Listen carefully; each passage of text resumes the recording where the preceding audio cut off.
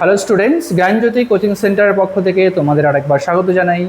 আমি রাজীব স্যার এবং আজকে আমরা আলোচনা করব কল্যাণী ইউনিভার্সিটির আন্ডারে তোমরা যারা পলিটিক্যাল সায়েন্স নিয়ে সেকেন্ড সেমিস্টারের জন্য পড়াশোনা করছো তাদের মাইনর পেপার 2 এর যে টপিকটা আজকে আমাদের কাছে রয়েছে সেটা হলো ভারতের যে প্রধান আঞ্চলিক দলগুলো রয়েছে সেই আঞ্চলিক দল সম্পর্কে আমরা আলোচনা করব। ঠিক আছে, এটা থাকবে তোমাদের সেকেন্ড সেমিস্টার মাইনর পেপার 2 এর একটি গুরুত্বপূর্ণ বিষয়। আচ্ছা, ভিডিওটি শুরু করার আগে তোমরা যারা আমাদের চ্যানেলে প্রথম এসেছো বা এখনও আমাদের চ্যানেলটিকে সাবস্ক্রাইব করোনি তারা অবশ্যই চ্যানেলটিকে সাবস্ক্রাইব করো এবং পাশে থাকা বেল আইকনটিকে ক্লিক করে দিও যাতে আমাদের পরবর্তী ভিডিও নোটিফিকেশান তোমরা খুব সহজেই পেয়ে যেতে পারো। এছাড়া তোমরা যারা অনলাইনে আমাদের সাথে যুক্ত হতে চাও এবং আমাদের থেকে কোর্স পারচেস করতে চাও তারা অবশ্যই স্ক্রিনে যে দুটো ফোন নাম্বার দেখতে পাচ্ছ এই দুটো ফোন নাম্বারে আমাদের সাথে সরাসরি যোগাযোগ করে নিতে পারবে। অনলাইনে যেই সমস্ত সুযোগ সুবিধাগুলো আমরা তোমাদের জন্য রেখেছি তোমরা এখানে পেয়ে যাবে live classes, recorded classes, high quality notes এবং 100% কমন সাজেশন। মেজর স্টুডেন্টদের জন্য পুরো সেমিস্টারের কোর্স ফি রাখা হয়েছে অল সাবজেক্টের জন্য শুধুমাত্র 1199 এবং মাইনর স্টুডেন্টদের জন্য রাখা হয়েছে শুধুমাত্র 699। এছাড়া গুগল প্লে স্টোরে আমাদের একটা অ্যাপ্লিকেশন রয়েছে, যেই অ্যাপ্লিকেশনটার নাম হলো পিস্টিকল এডুকেশন।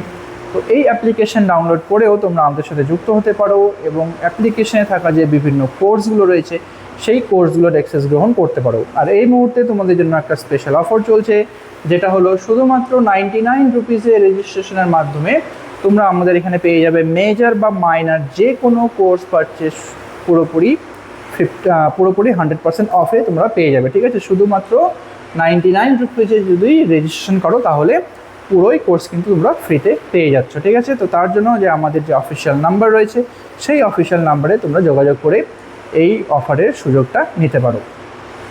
আচ্ছা, তো এবার তোমাদের যে মেন টপিকটা রয়েছে যেটা হলো ভারতের প্রধান যে রাজনৈতিক আঞ্চলিক দলগুলো রয়েছে সেগুলো কি কি রয়েছে দেখো। তো এদের মধ্যে দেখো, ভারতের স্বাধীনতার পর প্রথম কয়েক দশকে ভারতীয় রাজনীতিতে জাতীয় দল বিশেষ করে জাতীয় কংগ্রেস একক আধিপত্য ছিল। তো ভারতের স্বাধীনতার পরে অনেক বছর পর্যন্ত কিন্তু ভারতের যে রাজনৈতিক দল আধিপত্য করেছিল বা রাজত্ব করে গেছে সেটা হলো জাতীয় কংগ্রেস। কিন্তু 1967 সালের চতুর্থ সাধারণ নির্বাচনের পর থেকে ভারতীয় রাজনীতিতে এক নতুন অধ্যায়ের সূচনা হয় যা হলো আঞ্চলিক দলের উত্থান। তো এই যে যখন তার যে আঞ্চলিক নির্বাচনের যখন সূচনা হয় তখন 1967 সালে যখন চতুর্থ সাধারণ নির্বাচনের পর থেকে ভারতের যে রাজনৈতিক হচ্ছে একটা নতুন অধ্যায়ের সূচনা হয় এবং এই অধ্যায়ের হচ্ছে নতুন যে রাজনৈতিক আঞ্চলিক দলের সেখানে উত্থান ধীরে ধীরে শুরু হয়। বর্তমান বহুদলীয় জোট জাতীয় যে রাজনৈতিক পার্টিগুলো রয়েছে বা রাজনীতির যুগে এই দলগুলির ভূমিকা কিন্তু অত্যন্ত গুরুত্বপূর্ণ বা খুবই তাৎপর্যপূর্ণ রয়েছে। এই যে আঞ্চলিক যে যতগুলো রাজনৈতিক দল রয়েছে বা রাজনৈতিক জোট রয়েছে এদের ভূমিকা কিন্তু খুবই গুরুত্বপূর্ণ রয়েছে। দেখো, ভারতের কয়েকটি প্রধান আঞ্চলিক রাজনৈতিক দল। তো প্রধান আঞ্চলিক যে রাজনৈতিক দলগুলো রয়েছে তাদের মধ্যে প্রথম যেটা আমরা দেখব সেটা হচ্ছে টিএমসি বা সর্বভারতীয় তৃণমূল কংগ্রেস।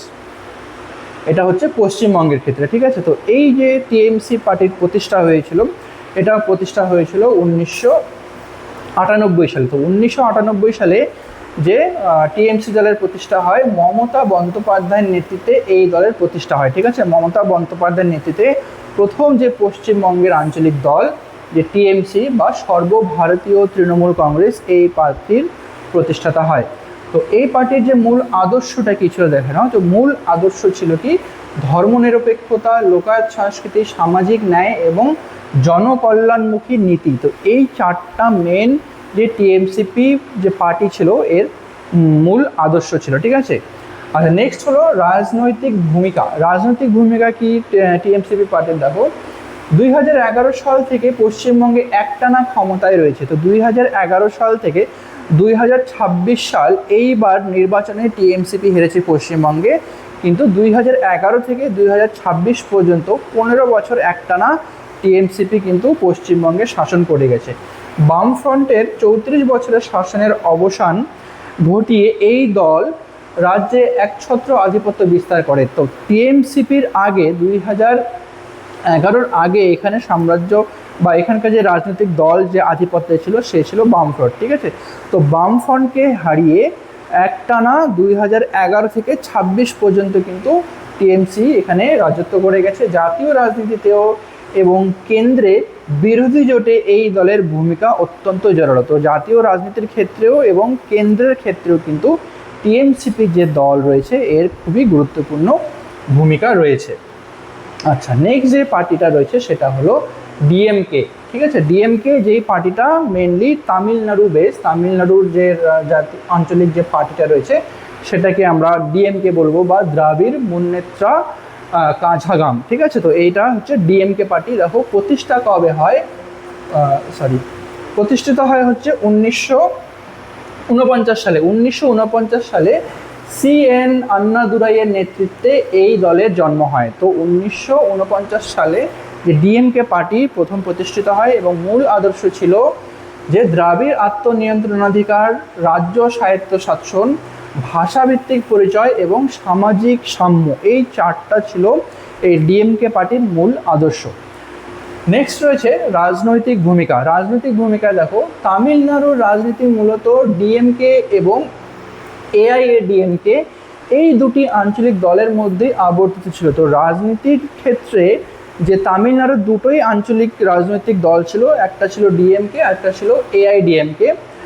কেন্দ্র রাজ্য সম্পর্কে পুনর্বিন্যাসের দাবিতে এই দল সবসময় অগ্রণী ভূমিকা নিয়েছে, ঠিক আছে। কেন্দ্র রাজ্যের সম্পর্কের ক্ষেত্রে যতগুলো পুনর্বিন্যাসের দাবি ছিল এই পুনর্বিন্যাসের দাবিতে ডিএমকে এবং এআইডিএমকে সবসময় কিন্তু গুরুত্বপূর্ণ ভূমিকা নিয়েছে এই সমস্ত ক্ষেত্রে। নেক্সট যে পার্টিটা রয়েছে সেটা হলো সমাজবাদী পার্টি, যেটা উত্তরপ্রদেশের মেন হচ্ছে আঞ্চলিক পার্টি, ঠিক আছে, এসপি।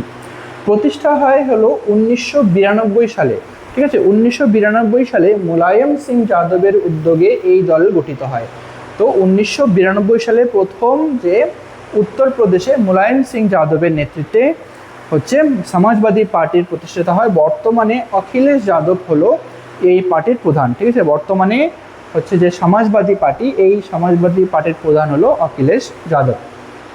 আচ্ছা, মূল আদর্শ কী ছিল এই পার্টির? মূল আদর্শ ছিল সমাজতন্ত্র, ধর্মনিরপেক্ষতা এবং অনগ্রসর শ্রেণী এবং সংখ্যালঘুদের স্বার্থ রক্ষা। যত সমাজতন্ত্র, ধর্মনিরপেক্ষতা এবং যতগুলো এসসি এসটি যারা পিছিয়ে পড়া সম্প্রদায় আছে সমস্ত সম্প্রদায়ের অগ্রসরের জন্য বা এদের স্বার্থ রক্ষার জন্য এরা কাজ করবে বলে এটা ওদের মূল আদর্শ ছিল।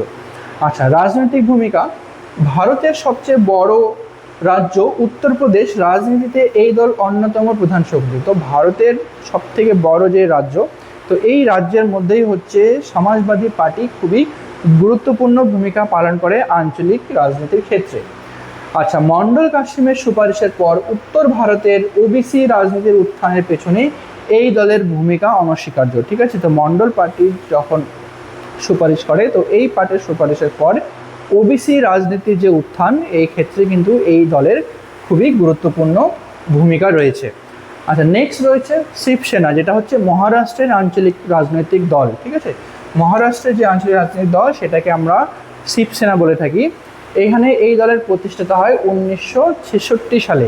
তো 1966 সালে বাল ঠাকরে এই দল প্রতিষ্ঠা করে, ঠিক আছে। তো শিবসেনার যে প্রথম প্রতিষ্ঠা করে তিনি হলেন বাল ঠাকরে। 1966 সালে তার উদ্যোগে এই পার্টির প্রতিষ্ঠা হয়। মূল আদর্শ ছিল মারাঠি জাতীয়তাবাদ এবং হিন্দুত্ববাদ, এই দুটো ছিল এই পার্টির মূল আদর্শ। এবং রাজনীতিতে ভূমিকা দেখো, মহারাষ্ট্রের রাজনীতিতে এটি একটি অত্যন্ত প্রভাবশালী দল। মহারাষ্ট্রের সবথেকে বেশি প্রভাবশালী দল হলো এই শিবসেনা দল। যদিও সাম্প্রতিক বছরগুলিতে দলটিতে ভাঙন দেখা দিয়েছে, বর্তমানে কিন্তু শিবসেনায় অনেকটা ভাঙন দেখা দিয়েছে, তা সত্ত্বেও মহারাষ্ট্রের আঞ্চলিক রাজনীতিতে এদের প্রসার অপরিসীম।